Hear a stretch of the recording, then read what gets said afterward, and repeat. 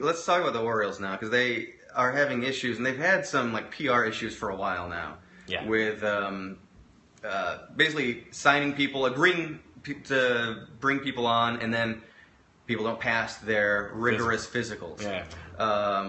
Which really hurts that player in the marketplace going back out saying, well, I wasn't well enough to play on another team. Will you sign me now? Good luck Yeah, getting right. somebody to... All of a sudden their values is cheapened as well. Dropped. And that just happened recently with Yovani Gallardo. Mm-hmm. Plus now you got this. It's really, it seems to be a mess over there. They need some I don't know. There needs some control. They gotta have some conference meetings of how to handle things. If you're Adam Jones and you're going out in front of the media and you're telling the media, hey dude, I just talked to Dexter Fowler and this guy, he's probably on his way over right now. He's so excited to get here. I mean, this is gonna be a great year, you know. And like that to me is a done deal. There's ink that's been dried on paper and it's his signature on a contract, right? Yeah. And for that to fall through, if you're Adam Jones, you got to be thinking you're picking up the phone or someone on your end on your behalf, and they're like, "What the hell is going on over there?" Then you have Buck Showalter, who's like, "Buck doesn't mess around. He's old school, man." So like, Buck has got to be like fuming, like, "How is this going upside down so quickly?" Who's on my team? Yeah, like, and who supports Buck in the front office? Because there's a leak in the front office. Someone's talking to the media, and they're giving bad info. About a variety of players and ideas and you name it. And then not only are they getting bad info from people in their own front office, it seems like like you were saying with their reputation as a rigorous physical, you have to pass it. It doesn't muster. They're looking for reasons to say no and not grow that. It's like they've got buyer's remorse. And if I'm a player who's entering free agency or who is a free agent already, I'm not going there. I'm staying away. And if you're Chris Davis, it's like this is who they dumped all that money into, and for the next 6 years or 7 years, this is what he gets to deal with.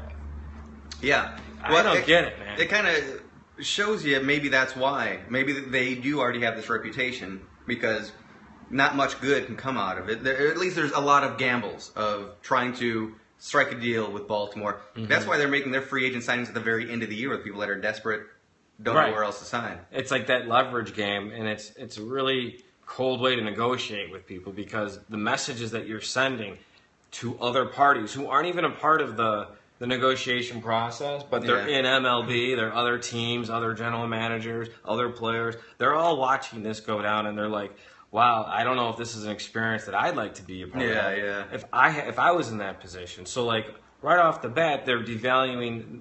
They're getting people. You want people to come to you, right? And when you're playing that late in the game, let's see who's out there and dangle the carrot. They'll take what we can get. All of a sudden, now what you're doing is you're telling your fan base, whatever.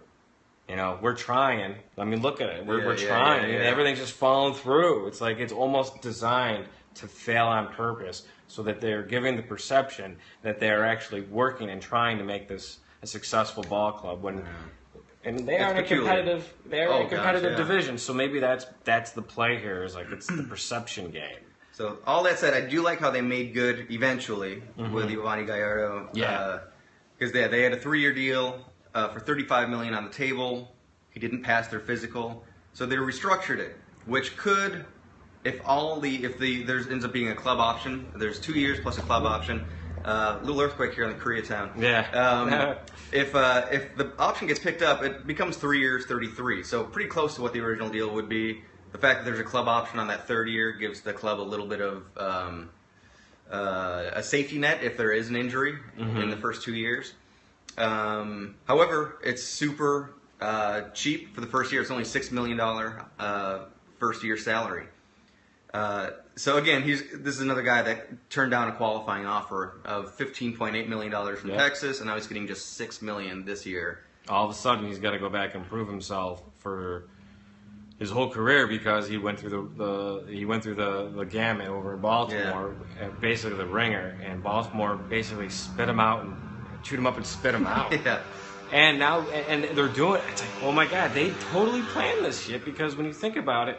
They're like, oh, we'll take it, but, I mean, come on, dude. You know it, I know it, the doctor knows it. Yeah. These exams don't lie, I mean, come on. who else are you going to go to? They play like a guilt trip negotiation tactic almost. It's really kind of disgusting. And if you're a Baltimore Oriole fan, it's like, what do you do? I mean, like, you just got to, the Nationals got to keep looking better and better every day. I don't know. Yeah, so for him it'll be either 2 years, $17 million, or a 3-year, $33 million. Okay, it could have been. I mean, Baltimore still saves at least $2 million, if not. But here's the thing. I think that's where I get ticked off at Baltimore is that, like, as a team, to go through all that BS. That player, what if he balks at this and says, you know what, I'm going to go back to the open market. That's how they tainted him now. They got the word out there that this guy's got a bum shoulder. But, he's got money, he's got doctors, and he's got a players association that's really powerful. So, they can't go to bat for him and kind of, file grievances against Baltimore because of all, of this tactic, And this is a really Bush League negotiation. It seems weird. For a team that already has a reputation for this kind of stuff. It's just, again, you want people to come to you as a free agent, not willingly. This is really why they should be not signing people with qualifying offers. They got to develop within because no one's going to want to come through. Right. Come to them. They got to raise them. Like you got Chris Davis to drink the Kool-Aid. I mean, come on, dude. Let's finish what you started, I guess.